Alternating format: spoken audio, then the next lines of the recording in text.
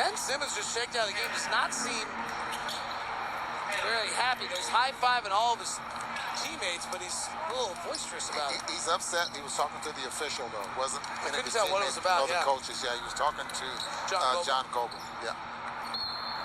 97-86. Jazz by 11. They really struggle with Simmons off the floor. Here's Ingles on a pick and roll with Gobert. Flares it back up top to Clarkson. They were trying to run the Spain pick and roll to get Clarkson a three, and the pass went over his head. Frankly, I think Ingles got confused because the play was to Clarkson, but Rudy was so open that he thought about Rudy for a second, and I think it got Ingles, and that's just second thought. It's that one-handed pass that Quinn will say. Maxey, defended tightly, gives to Harris.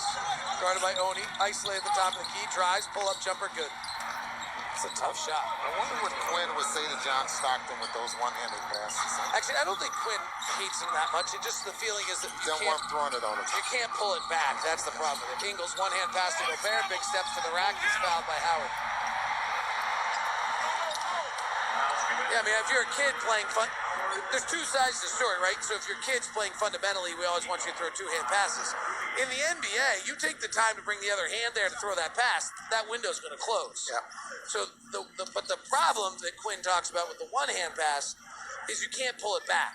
Once you've committed to it, even if you suddenly realize that they're in the passing lane, it's still going. Unless you're Donovan. But even like Donovan's pass the other night. She is Irving with the Right. big hands. Donovan's pass the other night to Ingles, which he threw across one-handed.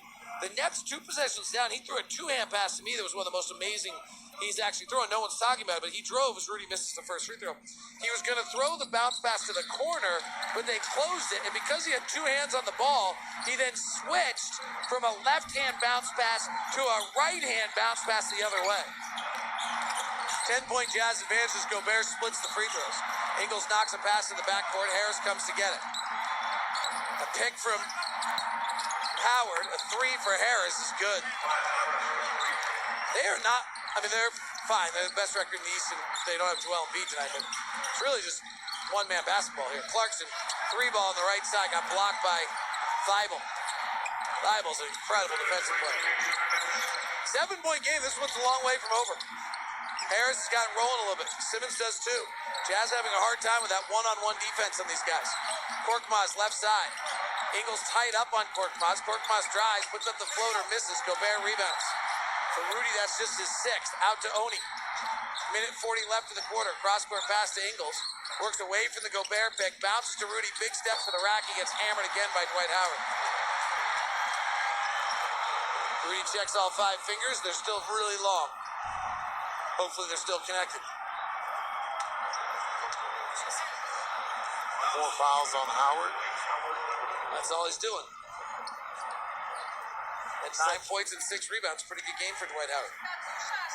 Well, he was all-star for many years. Did he go to the Hall of Fame, Ron? Boy, you know, that would take some thought. I think his numbers, compared to some players that are in the Hall of Fame's numbers, you would say yes. Was he Defensive Player of the Year? Yep, probably is. Probably in Hall of Fame. Rudy's first free throw is no good. Here's what Rudy said about what makes the offense work so well. People see the threes and talk about the threes, but we don't get the threes unless we get some kind of pressure to the rim, whether it's me running to the basket or guys attacking the basket, you know. And when we have guys that are really good at creating those advantages, then we're able to have the defense commit and try to take away the rim, and we're able to have all those threes. And that's what makes it so hard, you know. We're able to get really, really good, you know, pressure on the rim, and the defense has to make decisions. 91. Korkmaz, right side. Gobert out on a switch. Korkmaz being pressured by Rudy, terminates his dribble, bounces it to Thibault. 5 on the clock, gives it back to Korkmaz. Tries a step back corner three over Rudy, no good. Dwight Howard, offensive rebound. Back up, nobody's fouled. Boy, he just bullied that rebound. I mean, he was pushing guys out of the way, arms slinging. And then once Rudy was out having to guard Korkmaz, Dwight Howard knew this was his chance. And he just pushed George Niang with one hand, grabbed the rebound with the others. How you become a great rebounder. Here's the free throws for Howard. This has always been a bit of an adventure in his career.